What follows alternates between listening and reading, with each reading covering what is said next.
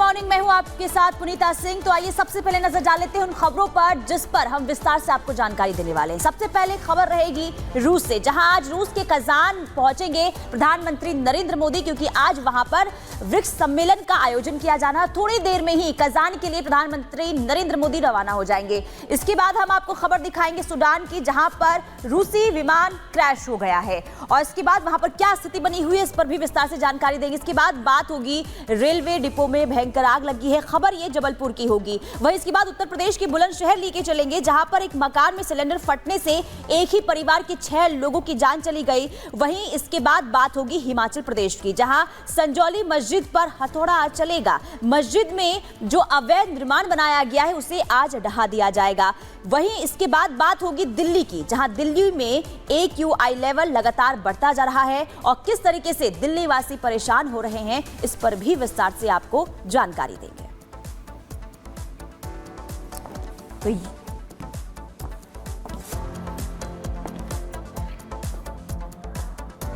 और बात एक बड़ी खबर की करते हैं। बड़ी खबर यह है कि प्रधानमंत्री नरेंद्र मोदी आज रूस दौरे पर जाने वाले हैं। जहां ब्रिक्स सम्मेलन में कजान में वो शामिल होने वाले हैं। 16वां ब्रिक्स सम्मेलन है और बेहद अहम ये ब्रिक्स सम्मेलन इस बार 5 देशों की एक संस्था जो अहम बैठक करेगी, अहम मुद्दों पर बातचीत करेगी। लेकिन सबके नजरें टिकी है क्योंकि रूस यूक्रेन का युद्ध चल रहा है, तो सब लोग चाहते हैं कि युद्ध रुके और सबकी नजरें इस बात पर टिकी है कि कैसे युद्ध को लेकर बातचीत होती है। देखिए, भारत, चीन, दक्षिण अफ्रीका, रूस, ब्राजील, ये वो देश हैं जो ब्रिक्स सम्मेलन में शामिल होते हैं। 5 देशों का ये गुट 16वां ब्रिक्स सम्मेलन कजान में, और अब से थोड़ी देर बाद प्रधानमंत्री कजान के लिए रवाना होने वाले हैं। ब्रिक्स सम्मेलन में वो शामिल होंगे और तमाम जो प्रदेश राज्य अध्यक्ष हैं, देश के अध्यक्ष हैं, उनसे मुलाकात भी होगी। तो थोड़ी देर में प्रधानमंत्री नरेंद्र मोदी रूस के लिए रवाना हो जाएंगे। और अब बता दें कि जो रूस में शिखर सम्मेलन होने वाला है, ये सम्मेलन काफी अहम इसलिए है क्योंकि सिर्फ कुछ देशों की बैठक नहीं है, बल्कि इसमें सबकी निगाहें उस बात पर होगी कि जो देशों में जंग चल रहा है, यानी कि दुनिया की कई देशों के बीच जो जंग जारी है, क्या इस बैठक में, सम्मेलन में उस जंग को लेकर कुछ समाधान निकल पाएगा। और सवाल ये भी है कि प्रधानमंत्री नरेंद्र मोदी क्या इस शिखर सम्मेलन से कुछ बड़ा संदेश, यानी कि शांति संदेश दे पाने में सफल हो पाएंगे। रिपोर्ट देखिए।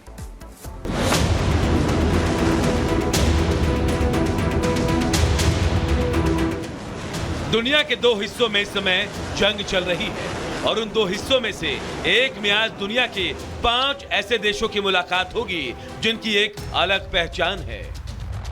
भारत, रूस, दक्षिण अफ्रीका, ब्राजील और चीन, यानी ब्रिक्स। इस बार के ब्रिक्स को अगर युद्ध के समाधान का मंच कहा जाए तो गलत नहीं होगा, क्योंकि रूस और यूक्रेन युद्ध को 2 साल से ज्यादा का समय बीत गया है और अब तक ना ही रूस पूरी तरह से यूक्रेन को हरा पाया और ना ही यूक्रेन रूस को पीछे धकेल पाया। लेकिन इस युद्ध में जो नुकसान हो रहा है उसका तेल के व्यापार से लेकर अनाज की सप्लाई तक असर पड़ रहा है। प्रधानमंत्री मोदी ने भी रूस यूक्रेन युद्ध के दौरान शांति प्रयासों में सक्रिय भूमिका निभाई है। उन्होंने दोनों पक्षों के नेताओं से बातचीत और शांति के लिए अपनी प्रतिबद्धता को दर्शाया। सितंबर 2023 में न्यूयॉर्क में फिलिस्तीनी राष्ट्रपति महमूद अब्बास से मुलाकात के दौरान पीएम मोदी ने गाजा पट्टी में बिगड़ती मानवीय स्थिति पर गहरी चिंता व्यक्त की थी।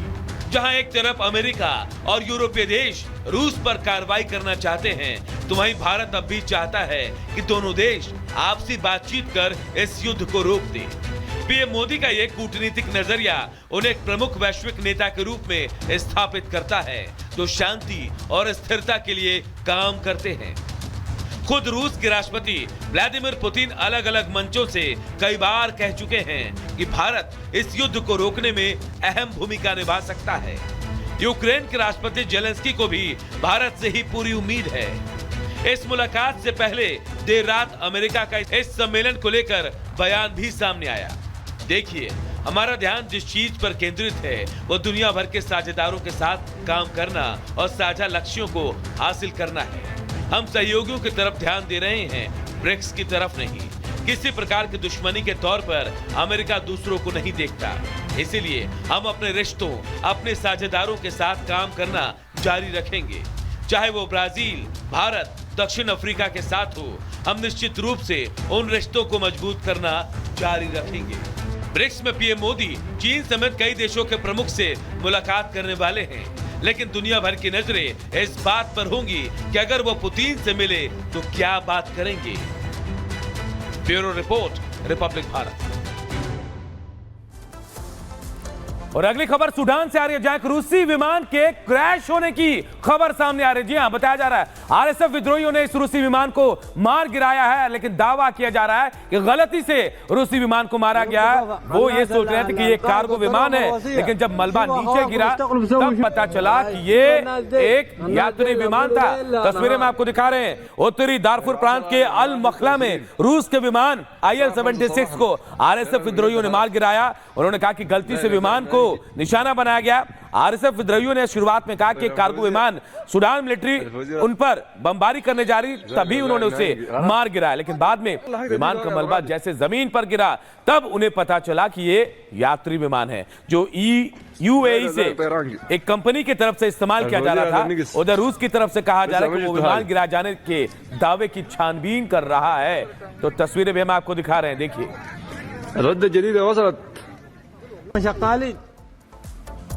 अब आपको उत्तर प्रदेश ले चलते हैं। उत्तर प्रदेश के बुलंदशहर में बड़ा हादसा हो गया, जहां सिलेंडर फटने की वजह से एक ही परिवार के 6 लोगों की जान चली गई। हालांकि मौके पर लगातार वहां पर राहत बचाव का काम जारी है। हादसे की वजह से जो मकान है वो पूरी तरीके से क्षतिग्रस्त हो गया है, जमींदोज हो गया है। एक बड़ा हादसा हुआ और जैसे ये जानकारी प्रशासन को लगी, प्रशासन की टीम मौके पर पहुंचती है। कोशिश ये की जाती है कि मलबे में जितने लोग फंसे हैं उन्हें जल्द से जल्द बाहर निकाला जाए। ये तस्वीर हम आपको दिखा रहे हैं, दर्दनाक ये तस्वीर, और उत्तर प्रदेश के बुलंदशहर की तस्वीर है, जहां सिलेंडर फटने की वजह से बड़ा हादसा हुआ, दर्दनाक हादसा हुआ। इसमें 6 लोगों की जान चली गई है। एक ही परिवार के 6 लोगों की जान जाने की खबर सामने आई और इसके बाद इस हादसे में 10 से ज्यादा लोग घायल चल रहे हैं, जिन्हें अस्पताल में भर्ती कराया गया है, इलाज जारी है। लेकिन इस बड़े हादसे के पीछे सिलेंडर फटने की वजह सामने आई है। तो जब यह हादसा हुआ, परिवार के लोग घर में मौजूद थे, क्योंकि शाम 8:30 बजे का समय था जब हादसा हुआ। और आपको बता दें कि एक ही परिवार के 6 लोगों की जान जाने की खबर सामने आई। इसके बाद परिवार में मातम पसर गया है। हालांकि कोशिश ये रही कि मलबे में जितने लोग फंसे उन्हें जल्द से जल्द बाहर निकाला जाए और सभी को बाहर निकाला गया। इधर गलवान में भारत से मात खाने के बाद अब चीन को भी समझ आ गया कि अब नए भारत से उलझना ठीक नहीं है, और यही वजह है कि उसके रुख में नरमी आ गई है। इधर विदेश मंत्रालय ने साफ कर दिया कि चीन गश्ती और पेट्रोलिंग को लेकर सहमत हो गया है। एक रिपोर्ट आप सबको दिखाते हैं।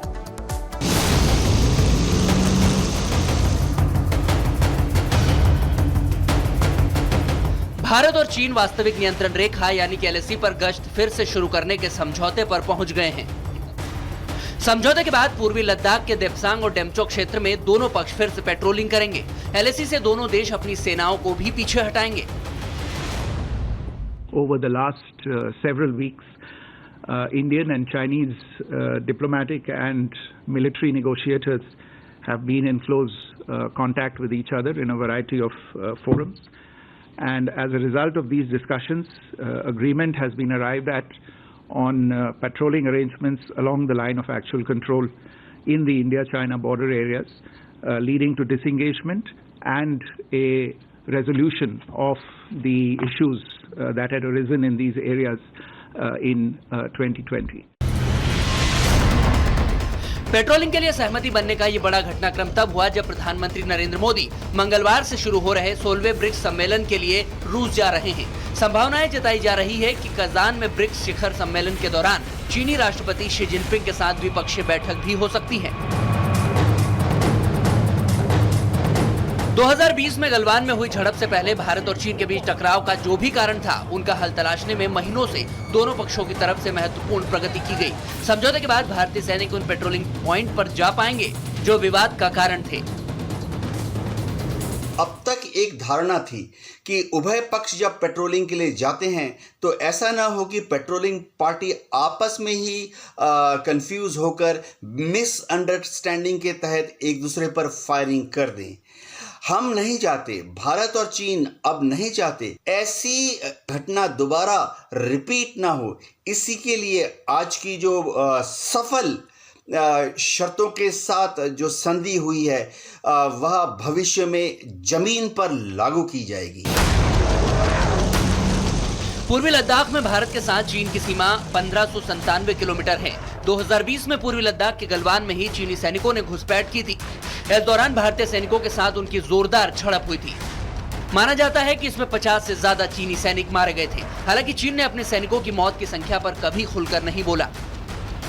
गलवान की झड़प के बाद दोनों देशों के बीच मुद्दों को सुलझाने के लिए कई दौर की बातचीत हो चुकी है।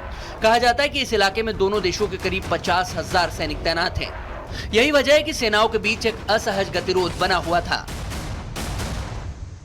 चाइना का परसेप्शन हमारी तरफ है, कहीं पे हमारा परसेप्शन चाइना की तरफ है। अब एक समझौता हुआ, वो ये कि हमारे लोगों को जहां पेट्रोलिंग पर जाने से रोक दिया गया था वो वहां तक जा पाएंगे, चाइना के आ पाएंगे। अब इसको आप ये तो कह सकते हैं कि हाँ डिसएंगेजमेंट हुआ, लेकिन डी एस्केलेशन नहीं हुआ। यानी कि हमारी दोनों देशों की जो फौजें हैं वो वापस बैरक्स में नहीं गई हैं। पेट्रोलिंग पर सहमति के फैसले को भारत के लिए कामयाबी के तौर पर देखा जा रहा है, लेकिन विपक्ष इसमें राजनीति करने से पीछे नहीं है। AIMIM के अध्यक्ष असदुद्दीन ओवैसी ने कहा है कि हमें सीमावर्ती इलाकों में डिसएंगेजमेंट की शर्तें भी जानने की जरूरत है। डोकलाम में हमने जो देखा उसकी पुनरावृत्ति नहीं होनी चाहिए। झड़प के बाद PLA ने क्षेत्र में स्थायी उपस्थिति हासिल कर ली थी।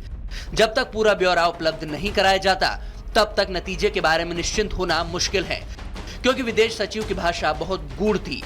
चीन के साथ जिस व्यवस्था पर सहमति बनी है उसके ब्यौरे का इंतजार कर रहे हैं। यह घटनाक्रम भारत और चीन के बीच सकारात्मक संवाद की एक नई शुरुआत की ओर इशारा करता है, जो दोनों देशों के बीच आपसी विश्वास और स्थिरता को बढ़ाने में सहायक हो सकता है। Bureau report, Republic Bharat. चलिए अब बात कर लेते हैं दिल्ली की। दिल्ली ब्लास्ट की कड़ी दर कड़ी अब खुलती हुई नजर आ रही है।